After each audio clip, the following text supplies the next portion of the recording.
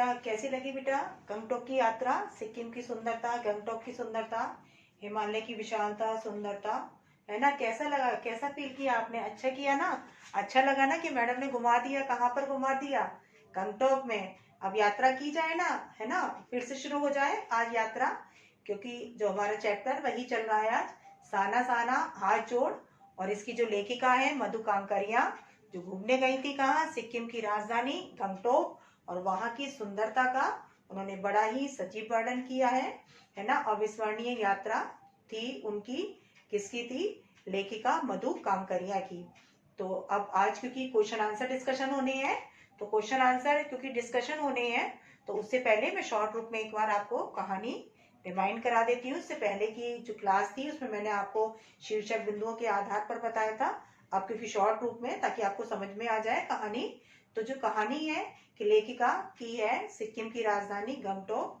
सिक्किम की राजधानी वहां गई है गंगटोक। तो लेखिका गई है रात्रि के समय।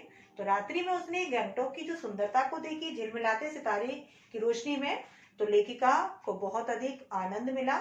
और लेखिका को लगा कि वो किसी रहस्यमयी दुनिया में आ गई है, किसी जादुई दुनिया में आ गई है। बहुत देर तक उसी सौंदर्य को देखती रही, और उसके अंदर जो विचारों का क्रम था वो सारा का सारा उसके अंदर थम गया, रुक गया। किसके अंदर? लेखिका के अंदर। और उस सौंदर्य के आगे लेखिका अपने अस्तित्व को बिल्कुल निरर्थक मान रही थी। यानी उसको अपना जो अस्तित्व वो बिल्कुल तुच्छ लग रहा था। उस सौंदर्य के आगे अपने को बहुत छोटा महसूस कर रही थी। कौन? लेखिका। लेखिका के अंदर ज्ञान का प्रकाश हुआ, और वही प्रार्थना उसने याद की जो नेपाली युक्ति से सीखी थी, साना साना हाथ जोड़। यानी मेरा सारा जीवन अच्छाइयों की ओर समर्पित हो, कि मैं छोटे छोटे हाथों से प्रार्थना करती हूँ कि मेरा सारा जीवन अच्छाइयों की ओर समर्पित हो। मैं ऐसे कार्य करूं कि जिससे क्या हो, लोगों को नेकी के कार्य, भलाई के कार्य, ऐसा कोई कार्य ना करूं कि जिससे किसी दूसरे को कष्ट हो, तकलीफ हो, ऐसा कोई कार्य ना करूं। तो ये साना साना हाथ जोड़, जो कि शीर्षक भी है इसका, साना साना यानी छोटे छोटे हाथों को जोड़कर, इसके आगे भी है हमरा जीवन तिमरो करके। तो यानी ये पूरी एक प्रार्थना थी जो उसने किससे सीखी थी? अब नेपाली युवती से सीखी थी। अब आगे क्या है कि लेखिका को क्या था कि जहां पर ठहरी थी, तो लोगों ने बताया कि यदि कंचनजंगा के सौंदर्य को देखना है सुबह के समय, तो दिखेगी जो हिमालय की तीसरी सबसे ऊंची चोटी है उसके सौंदर्य को देखा जा सकता है। लेखिका जब सुबह उठी, दौड़कर बालकनी में गई, लेकिन मौसम खराब होने की वजह से वो सुंदरता को देख नहीं पाई। लेकिन सुंदर फूलों को खिले देखा उसने, है ना? तो रंग बिरंगे, तो बहुत आनंदित हुई, बहुत अधिक प्रसन्न हुई। कौन? लेखिका। अब लेखिका क्या है, युमथांग घाटी, वो वहां से गैंगटॉक से 149 किलोमीटर दूरी पर, जो कि युमथांग घाटी, उसके सौंदर्य को देखने के लिए निकली। लोगों ने बताया बहुत सुंदर, वहां पे रूडोडेंड्रो प्रियता के फूल हमेशा खिले रहते हैं। तो जब वहां से निकली तो जो जो उसने देखा बीच रास्ते में, जो जो पड़ा था कि सबसे पहले कविलोंग स्टॉक एक जगह, कविलोंग स्टॉक एक जगह, वहां पर क्या था, एक कुटिया बनी हुई थी। कुटिया में क्या था? धर्मचक्र, और जिसको क्या कहते थे वो? Prayer wheel. और लोगों की मान्यता थी कि यदि इस चक्र को घुमाएंगे तो हमारे क्या हो जाएंगे? सारे पाप धुल जाना। तो वहां पर ये कुटिया थी, प्रेयर व्हील था। उसके अलावा क्या था? लेखिका ने वहां देखा कि वहां बौद्ध धर्म के अनुयायी, बौद्ध धर्म को मानने वाले लोग, है ना? और बौद्ध धर्म में वहां के लोगों की क्या मान्यता थी? उन लोगों की मान्यता थी कि जो श्वेत पताका, वो क्या है, जब किसी बुद्धिस्ट की मृत्यु हो जाती है तो उसको फहराना। 108 पताका है जिस पर क्या लिख के रहते थे? बौद्ध मंत्र। और इनको हटाया नहीं जाता था। जब ये खराब होने लगती थी तो खुद से नष्ट होकर गिरने लगना। उसके अलावा रंगीन पताकाओं को कोई शुभ काम करना, मांगलिक कार्य करना, तो रंगीन पताकाओं का लगा होना, और ये भी हटाई नहीं जाती थी। जब खराब होने लगती थी, खुद से गिर जाती थी। वहां उसने देखा दलाई लामा की मूर्तियां लगी हुई है, मतलब तस्वीरें वगैरह। लेखिका जिससे गई थी, जितेंद्र आगे, जिसकी जीप में बैठकर, जो कि क्या था, उसका ड्राइवर कम गाइड अधिक था, और जो गई थी मणि के साथ सहेली, तो उसने उस जीप में भी देखा कि दलाई लामा की क्या लगी हुई है? तस्वीर लगी हुई है। तो उसने देखा कि वहां जो लोग हैं वो किसको मानने वाले हैं? बौद्ध धर्म को मानने वाले। जीवन भी कैसा है उनका? सादा सा, सरल सा, है ना? सीधा सादा सा, भोलापन। और लोगों की क्या था? टूरिस्ट वगैरह आना, उनको भी क्या है, अतिथि सत्कार भी करना, ये उन लोगों का स्वभाव था। अब लेखिका ने वहां पर देखा किसको देखा उसने? तिस्ता नदी के सौंदर्य को, जो कि सिलीगुड़ी से साथ साथ चल रही थी लेखिका की, तो उसके सौंदर्य को देखा लेखिका ने। हिमालय के सौंदर्य को धीरे धीरे जैसे जैसे ऊंचाई पर बढ़ती जा रही थी, तो लेखिका ने देखा कि जो घर थे और जो लोग थे, लोग तो बिल्कुल छोटे छोटे दिखाई दे रहे थे और वो दिखने भी क्या होने लगे थे? एकदम बंद से होने लगे थे। और उसके अलावा जो थे, जो मकान बने हुए थे, वो कैसे लग रहे थे? ताश के पत्तों के समान छोटे छोटे लग रहे थे। तो वो लेखिका ने देखा, हिमालय की सुंदरता को देखा, विशालता को देखा। और लेखिका ने देखा सेवन सिस्टर वाटरफॉल वहां पर। और वहां पर जब जीप रुकी उतरी, तो लेखिका को लगा कि उस कलकल बहते जो पानी था, उसमें उसकी सारी तामसिकताएं यानी बुराइयां बहती चली जा रही हैं। और उसको वही प्रार्थना, क्योंकि उसके अंदर फिर ज्ञान का प्रकाश हुआ, उसने वही प्रार्थना याद की जो उसने नेपाली युवती से सीखी थी, साना साना हाथ जोड़, यानी मेरा सारा जीवन अच्छाइयों की ओर समर्पित हो। उसके अलावा उसने देखा कि खेदुम नामक 1 किलोमीटर का एरिया, जहां पर क्या था, लोगों की मान्यता थी है कि यहाँ पर क्या है कि देवी देवताओं का निवास। तो लेखिका ने महसूस किया कि चाहे क्या है, कितनी भी वैज्ञानिक प्रगति हो गई हो, लेकिन उसके बावजूद भी धर्म को लेकर लोगों की जो मान्यताएं हैं वैसी ही है, वही धार्मिकता है, वही अंधविश्वास है, वही रूढ़िवादिता है लोगों में, वही पाप पुण्य की क्या है अवधारणाएं, कल्पनाएं आज भी लोगों के अंदर। तो ये महसूस किया किसने? लेखिका ने। अब उसके अलावा क्या था कि लेखिका ने वहां के लोगों को देखा, जनजीवन, कि मैदानी इलाकों में रहने वाले लोगों की तुलना में बहुत अधिक कठिन जीवन है वहां की। स्त्रियां हैं जो क्या है, पहाड़ों को काट कर रास्ते बनाना, जो कि जोखिम भरा कार्य था, है ना। उसके अलावा उन्होंने देखा कि क्या करती है, मवेशियों को चराने के लिए ले जाना, जंगल से लकड़ियां काट कर लाना, पानी भरना, चाय के बागानों में काम करना। तो जो वहां की स्त्रियां मेहनती, तो लेखिका ने महसूस किया कि यहाँ के लोगों का जनजीवन बड़ा कठिन है मैदानी इलाकों में रहने वाले लोगों की तुलना में। जो बच्चे थे, देखा उसने 8-9 साल के बच्चे 3-4 किलोमीटर की ऊंचाई पर जा रहे हैं चढ़कर पढ़ने के लिए, घर के काम भी कर रहे हैं। उसके अलावा क्या है, चाय के बागान में भी काम कर रहे हैं, जंगल से लकड़ियां भी काट रहे हैं, मवेशी को चरा रहे हैं, पानी भर रहे हैं, सारा कुछ कर रहे हैं। कौन? वहां के बच्चे भी। उसके अलावा उसने देखा सीमा पर तैनात फौजी मौसम की परवाह किए बिना, जाड़ा गर्मी बरसात, शून्य से कम माइनस माइनस तापमान हो जाने पर भी डटे हुए हैं, सिर्फ हम लोगों को सुरक्षा प्रदान करने के लिए। उसके अलावा क्या है, घर गृहस्थी परिवार सब कुछ छोड़े हुए पर्यटन विभाग के लोग, जो सिर्फ किस कारण वहां पर डटे हुए हैं, वो केवल हम लोगों को पल पर हमारी सहायता करने के लिए, सुविधाएं प्रदान करने के लिए। तो लेखिका ने महसूस किया कि यहाँ के लोगों का जो जनजीवन है वो क्या है, बड़ा कठिन। उसके अलावा उसने वो भी देखा कि भुटिया और लेपचा जो वहां की जनजातियां, उनका संधि वार्ता स्तंभ भी देखा। किसने? उसने, जितेन नारगे ने दिखाया रास्ते में जो पड़ा था कि भुटिया और लेपचा जो वहां की क्या है जनजातियां, उनका संधि वार्ता कि पहले अलग थे, झगड़ा था, लेकिन फिर क्या था, संधि हो जाना। तो वो भी दिखाया स्तंभ। अब उसके अलावा लेखिका क्या जब जा रही थी युमथोंग घाटी, तो रास्ते में क्या था, लायुंग करके एक जगह थी, तो वहां पर लेखिका वहां देखना चाहती थी बर्फ, लेकिन मौसम खराब, मतलब बताया कि प्रदूषण के रहते हैं, स्नोफॉल अब कम हो गई है, तो यहाँ बर्फ नहीं मिलेगी। यहाँ से जो ऊंचाई पर है 500 फीट की ऊंचाई पर कटाओ, जिसको भारत का स्विट्जरलैंड कहा जाता है, वहां पर बर्फ मिलेगी। लेकिन लायुंग में रात्रि उसने बिताई अपनी सहेली मणि के साथ, आनंद के साथ। एक लकड़ी का जो घर था उसमें ठहरे, मस्ती की उन लोगों ने, डांस वगैरह किया। उसके बाद फिर खाना हुए कहाँ के लिए, कटाओ के लिए। जब कटाओ पे गए, वहां लेखिका ने बर्फ देखी और देखा हिमशिखरों को, तो उसने महसूस किया ये जल संचय की अच्छी व्यवस्था है, प्रकृति ने कर रखी है कि जब क्या होता है ठंड के समय तो बर्फ के रूप में रहती है, जब तापमान गर्म होने लगता है यही पिघल कर आ जाती है नदियों में। तो ये क्या है, जल संचय की अच्छी व्यवस्था, जिससे हमारे जीव जंतु, पेड़ पौधे, पशु पक्षी सब अपनी प्यास बुझाते हैं, अपने दैनिक कार्य करते हैं। अब उसके अलावा क्या था कि लेखिका ने वहां पर क्या देखा, और मौसम का बदलना, पल में क्या हो जाना, धुंध हो जाना, कभी क्या हो जाना, बर्फ के गिरने लगना, कभी क्या होना, बारिश होने लगना, पल पल बदलता मौसम। कटाव पे उसने बर्फ देखकर बहुत आनंद किया, महसूस किया उसने, किसने? लेखिका ने। और देखा कि वहां पर कोई दुकान नहीं है। तो लेखिका पहले तो सोच में पड़ गई, लेकिन वो सोचती है कि वास्तव में यहाँ दुकान का न होना वरदान है। क्यों? क्योंकि यदि यहाँ पर दुकान होती, लोग खाते पीते, यहाँ गंदगी फैलाते, लेकिन क्योंकि यहाँ दुकान नहीं है कोई भी, तो कोई गंदगी नहीं, प्रदूषण ना होना, और यदि प्रदूषण नहीं होगा तो सुंदरता वैसी की वैसी बनी रहेगी। तो ये लेखिका ने महसूस किया। उसके अलावा क्या था कि उसने, कि लेखिका जब जा रही थी तो ये सारा उसने महसूस किया। कटाओ को स्विट्जरलैंड कहा जाता है, लोगों ने बताया। तो ज्योति पॉन मणि उसकी सहेली स्विट्जरलैंड जा चुकी थी, उसने कहा नहीं ये तो स्विट्जरलैंड से भी अधिक ऊंचाई पर है और अधिक सुंदर है। ये सारा बताया किसके बारे में, कटाओ के बारे में। अब लेखिका क्या थी कि उसके अलावा युमथांग घाटी जब आने लगी, उसने रास्ते में देखा कि क्या है, प्रकृति की सुंदरता को, पल पल बदलते दृश्यों को देखा। किसने देखा, विशालता को, हिमालय की, और आनंद की अनुभूति की। और उसके अलावा उसने युमथांग घाटी देखी। युमथांग घाटी में प्रियता और रोडोडेंड्रो फूलों से जो कि हमेशा भरी रहना, लदी रहना, तो उस घाटी को देखा, बहुत अधिक आनंदित हुई, प्रसन्न हुई।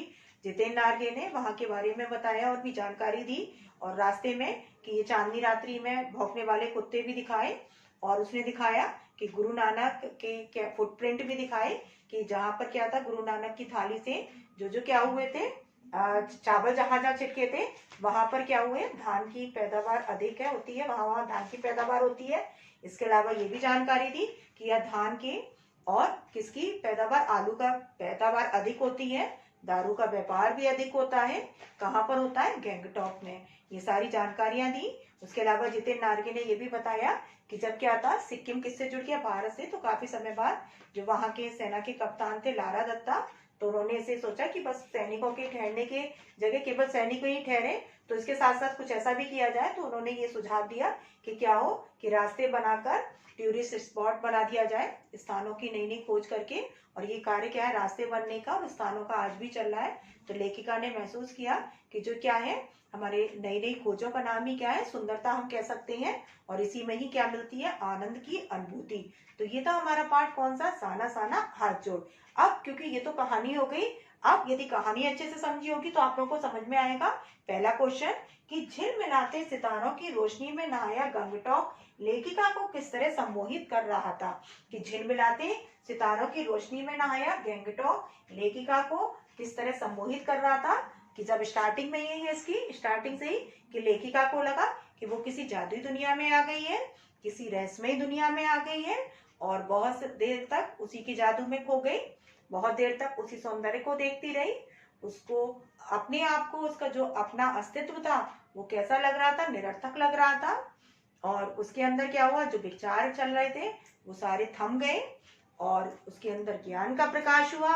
वही प्रार्थना उसने याद की जो उसने नेपाली युक्ति से सीखी थी, साना साना हाथ जोड़, यानी मेरा सारा जीवन अच्छाइयों की ओर समर्पित हो। तो उसके अंदर ज्ञान का प्रकाश हुआ, किसके अंदर, लेखिका के अंदर। अब दूसरा क्या, गैंगटॉक को मेहनतकश बादशाहों का शहर क्यों कहा जाता है। कि गैंगटॉक को मेहनतकश बादशाहों का शहर क्यों कहा जाता है, क्या कारण है गैंगटॉक को मेहनतकश।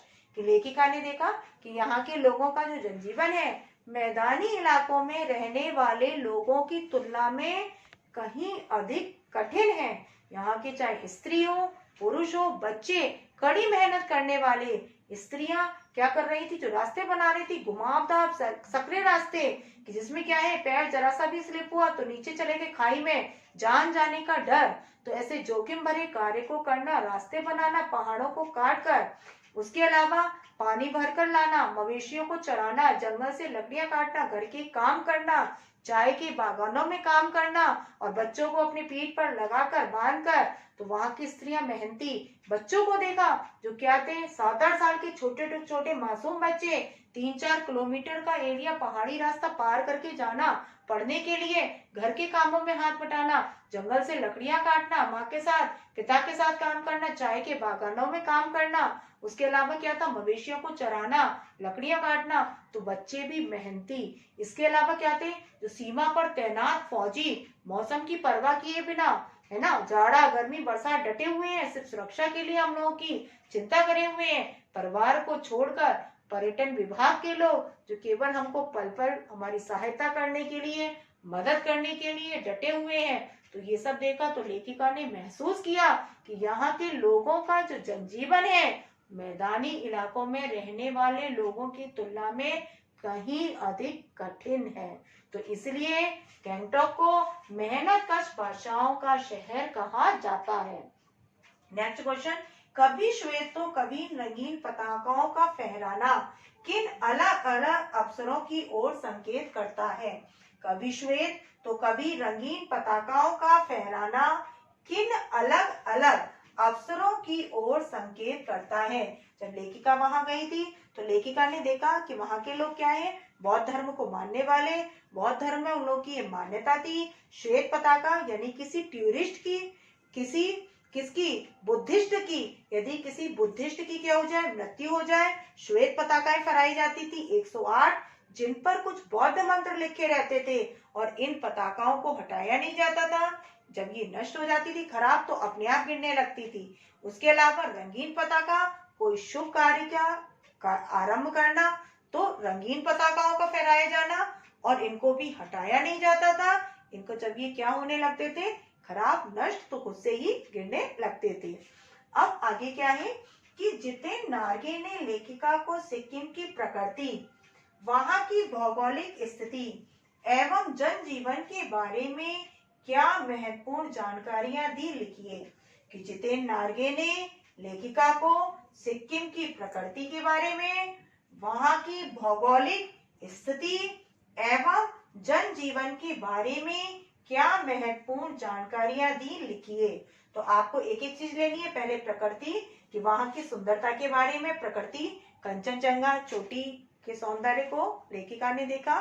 कभी लॉन्ग स्टॉक, जो जगह जहां पर लेखिका ने प्रेयर व्हील देखा। तिस्ता नदी का सौंदर्य जो सिलीगुड़ी से साथ जा रही थी। 7 सिस्टर वाटरफॉल के सौंदर्य को देखा। यूमथोंग घाटी जो कि रोडोडेंड्रो और प्रियता फूलों से लदी हुई थी, उसके सौंदर्य को देखा। उसके अलावा लायुंग, जहां पर उसने रात्रि बिताई, उस जगह को देखा। उसके अलावा कटाओ, जिसको भारत का स्विट्जरलैंड कहा जाता है। खेदुम नामक स्थान, जहां पर क्या है, देवी देवताओं का निवास वास, ये लोगों की मान्यता। तो ये है प्राकृतिक दृश्य कि कंचनजंगा के सौंदर्य को, पहले तो झिलमिलाते सितारे की रोशनी में ना उसने गंगटोक देखा, कंचनजंगा चोटी के सौंदर्य को, कभी लॉन्ग स्टॉप जगह को देखा।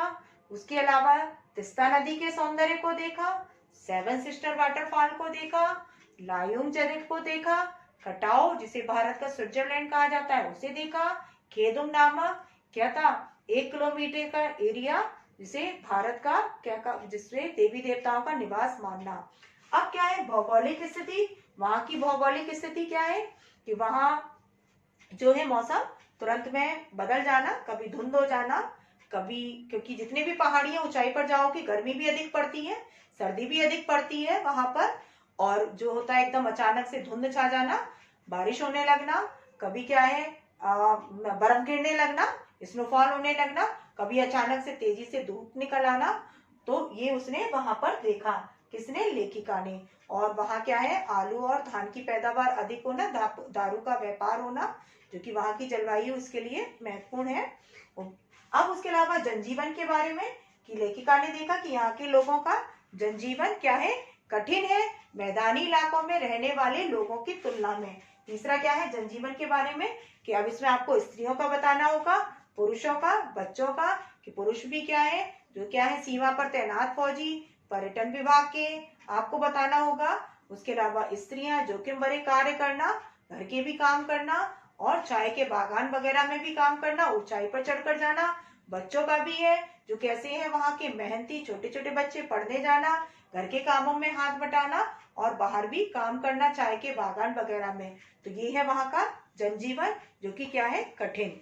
अब आगे नेक्स्ट क्या है, लॉन्ग स्टॉक में घूमते चक्र को देखकर लेखिका को पूरे भारत की आत्मा एक सी क्यों दिखाई दी। लॉन्ग स्टॉक, कभी लॉन्ग स्टॉक जगह, वहां पर एक धर्म कुटिया थी, कुटिया में क्या देखा था, धर्म चक्र। तो धर्म चक्र को देखकर लेखिका को पूरे भारत की आत्मा एक सी क्यों दिखाई दी, क्योंकि लोगों की मान्यता थी ना कि इस कुटिया में जो ये धर्म चक्र है, प्रेयर व्हील, यदि इसको घुमाएंगे तो हमारे सारे पाप क्या है, धुल जाएंगे। तो लेखिका को लगा भारत की किसी भी हिस्से में चले जाओ, लेकिन धर्म को लेकर लोगों में वही धार्मिकता है, अंधविश्वास है, रूढ़िवादिता है, पाप पुण्य की वही अवधारणाएं, वही आदर्श है, वही सोच है, वही उनकी कल्पनाएं हैं। चाहे किसी हिस्से में चले जाए, जैसे इलाहाबाद में मैंने उदाहरण दिया ना कि हम क्या है, संगम में नहाएंगे तो क्या होगा, हमारे पाप धुल जाएंगे, फिर पाप करना शुरू कर दो। आज कर दिया, धुलाए, फिर आज से क्या है, फिर करना शुरू कर दो। जब घड़ा बढ़ जाए फिर उसको फैलाया हो, है ना, उसमें उड़ेल दो, फिर करना अपना शुरू कर दो। तो ये क्या है, लोगों की अवधारणा है। किसको लेकर? धर्म को लेकर। किसी भी हिस्से में चले जाओ लेकिन सोच वही है। चाहे इतनी वैज्ञानिक प्रगति हो गई, कितनी वैज्ञानिक प्रगति के बावजूद भी, लेकिन धर्म को लेकर लोगों की वही अवधारणाएं, पाप पुण्य को लेकर वही कल्पना, वही सोच, वही आदर्श, वही उनके विचार हैं। अब आगे क्या है कि जितेन नार्गे की गाइड की भूमिका के बारे में विचार करते हुए लिखिए कि एक कुशल गाइड में क्या गुण होते हैं। कि जितेन नार्गे जो कि ड्राइवर क्या था, कम, और क्या था, गाइड अधिक था। तो जितेन नार्गे की गाइड की भूमिका के बारे में विचार करते हुए लिखिए कि एक कुशल गाइड में क्या गुण होते हैं। तो पहले तो आपको जितेन नार्गे के बारे में बताना होगा कि जितेन नार्गे कैसा था, जो कि मृदुभाषी था, व्यवहार कुशल था, उसको वहां की सारी जानकारियां थी, वहां की धार्मिकता के बारे में, ऐतिहासिकता के बारे में सारी उसकी जानकारियां थी, उसको वहां के लोगों के बारे में। दूसरा, उसको वहां की जो बोली थी उसका भी स्थानीय बोली आती थी, और अंग्रेजी हिंदी का भी उसको ज्ञान था। किसका था? जितेन नार्गे को। व्यवहार कुशल था, साहसी था, मृदुभाषी था। कौन था? जितेन नार्गे, जिसने लेखिका की यात्रा को कैसा बना दिया था? रोचक बना दिया था। साथ साथ क्या था, उसको ये भी पता था कि जो लेखिका है उसके व्यवहार के बारे में, उसकी आदत के बारे में, विचारों के बारे में भी किसको पता था? जितेन नार्गे को। तो ये क्या है? जितेन नार्गे, जिसने लेखिका की यात्रा को क्या बना दिया था? रोचक बना दिया था। अब क्या है कि इसी के आधार पर आपको एक कुशल गाइड के, ये कुशल गाइड में भी यही गुण होने चाहिए कि उसको कैसा होना चाहिए कि भाई वहां की सारी जानकारियां होनी चाहिए, वहां की धार्मिकता के बारे में, ऐतिहासिकता के बारे में, वहां के लोगों के बारे में, रहन सहन के, ये सारी वहां के रहने के ठिकाने वगैरह पता होना चाहिए, है ना, ये सारी जानकारियां होनी चाहिए। उसको मृदुभाषी होना चाहिए, व्यवहार कुशल भी होना चाहिए। उसके अलावा साथ साथ क्या है कि जिसको वो घुमा रहा है उसकी क्या है, विचारों के बारे में भी पता होना चाहिए, उसकी रुचियों के बारे में, विचारों के बारे में भी पता होना चाहिए। उसके अलावा वहां की स्थानीय बोलियों का तो उसको ज्ञान होना चाहिए, लेकिन साथ साथ उसको अंग्रेजी का और हिंदी का भी ज्ञान होना चाहिए, क्योंकि भाषाएं हर जगह बोली जाती है अंग्रेजी, तो इसका ज्ञान होना चाहिए। तो यदि ये सारे क्या है, एक कुशल गाइड के गुण जो कि किसमें थे? जितेन नार्गे में थे। तभी तो लेखिका की यात्रा को अविस्मरणीय बना दिया, रोचक बना दिया। किसने बना दिया? जितेन नार्गे ने लेखिका यानी मधु कांकरिया की यात्रा को। अब नेक्स्ट क्वेश्चन है कि इस यात्रा वृत्तांत में लेखिका ने हिमालय के जिन जिन रूपों का चित्र खींचा है उन्हें अपने शब्दों में लिखिए। कि इस यात्रा वृत्तांत में लेखिका ने हिमालय के जिन जिन रूपों का चित्र खींचा है उन्हें अपने शब्दों में। तो हिमालय के क्या थे? सबसे पहले गंगटोक उसने देखा, सुंदरता को रात्रि, कंचनजंगा जो हिमालय की तीसरी सबसे ऊंची चोटी, उसके सौंदर्य को, सेवन सिस्टर वाटरफॉल, कभी लॉन्ग स्टॉक, जो भी ये सारी जगह आई है, खेदुम नामक 1 किलोमीटर का स्थान, तिस्ता नदी का सौंदर्य, उसके अलावा सेवन सिस्टर वाटरफॉल, उसके अलावा क्या, कटाओ, लायुंग, युमथोंग घाटी, ये सारी क्या है, हिमालय के सुंदर दृश्य रूपों का चित्र खींचा है लेखिका ने हिमालय के। ये जगह वहां वो गई थी। कौन गई थी? लेखिका। और वहां की विशालता के बारे में, सुंदरता के बारे में वर्णन किया, और उसने ये भी महसूस किया कि शायद हमारे जो ऋषि मुनि वगैरह वो इस सुंदरता से प्रभावित हुए होंगे और उन्होंने वेदों की रचना की होगी, और यही उन्होंने क्या किया होगा, जीवन के रहस्यों को खोजने की कोशिश की होगी। क्योंकि महसूस कर रही थी लेखिका कि क्या है, पल पल प्रगति हुई, जो खेल कर रही थी प्रकृति, वो क्या कर रही थी, लेखिका को ऐसा लगा कि शायद वो उसको जीवन के रहस्य को समझाना चाहती है। किसको? लेखिका को। कि वो शायद क्या करना चाहती है, जीवन के रहस्य को बताना चाहती है, समझाना चाहती है। जो पल पल बदलती प्रकृति, खेल करती प्रकृति, यानी उसे जीवन के रहस्य बताना चाहती है। तो ये है कि वहां पर क्या देखा उसने, कंचनजंगा के सौंदर्य को देखा, चोटी के, गैंगटॉक के देखा, कविलोंग स्टॉक जगह, युमथोंग घाटी, उसके अलावा तिस्ता नदी, सेवन सिस्टर वाटरफॉल, खेदोंग नामक 1 किलोमीटर का एरिया, लायुंग, उसके अलावा युमथांग घाटी। तो ये है हमारे क्वेश्चन आंसर बेटा। और तो ये है अब आगे जो कि हमारा टास्क का रहेगा। तो बेटा टास्क का जैसा कि मैं देती हूँ, आसान सा देती हूँ कमेंट सेक्शन में डालने के लिए। आज का जो पहले आप इस क्वेश्चन पे ध्यान दीजिए कि लॉन्ग स्टॉक में घूमते चक्र को देखकर लेखिका को पूरे भारत की आत्मा एक सी क्यों दिखाई दी। अब ये जो क्वेश्चन है उस आधार पर आपको बताना है ये कि आपने भी यात्रा की होगी कहीं ना कहीं की। तो जब आप वहां गए होगे तो आपने देखा होगा कि लोगों के अंदर क्या धार्मिकता है, क्या उनकी मान्यता है, क्या वहाँ के लोगों की सोच जो शुरू से चली आ रही है ना, किसी जगह को लेकर पर्टिकुलर क्या है उनकी धार्मिकता, क्या है पाप पुण्य को लेकर उनकी अवधारणा, यानी उनकी जो धार्मिकता है, उनकी जो सोच है, जो उनकी रूढ़िवादिता आप कह सकते हो, जो पुरानी परंपरा चली आ रही है मान्यता। तो आपने कुछ वहां पर देखा, महसूस किया, और यदि देखा हो महसूस किया हो तो आप इसे कमेंट सेक्शन में डाल सकते हैं, है ना। तो आसान सही है और अच्छी बात, आपको भी याद आएगा वहां का कि ये हमने सोच देखी थी लोगों की, है ना, कि धर्म को लेकर ये थी मान्यता, लोगों की ये सोच थी। तो ये है हमारा टास्क। तो बेटा प्रैक्टिस कीजिए क्वेश्चन की। नेक्स्ट क्लास में मैं और क्वेश्चंस के साथ आऊंगी, तब तक के लिए वेट कीजिए। तब तक के लिए बाय बेटा।